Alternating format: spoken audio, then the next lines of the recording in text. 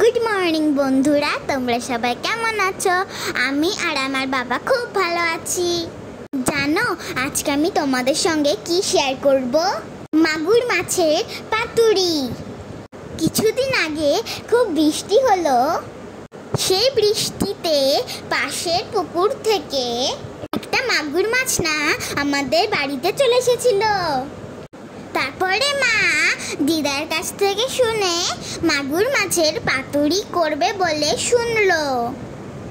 এইদিকে বাবা সব মশলা টশলা কেটে রেডি। দেখো, এই পাতুরি করতে গিয়ে বাবার প্রায় 1 ঘন্টা লেগে গেছিল।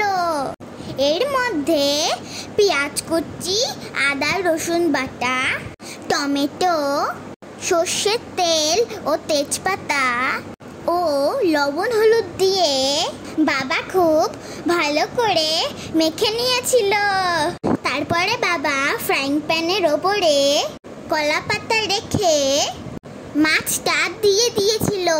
গ্যাসটা অনেক কম করে ঢেকে দিয়েছিল। জানো, এই মাগুর মাছ উল্টানোর সময় একবার আমার দিদার হাত পুড়ে গেছিল। দুটো ফ্রাইং প্যান থাকলে খুব ভালো হয়, কিন্তু আমাদের বাড়িতে একটাই ফ্রাইং প্যান ছিল।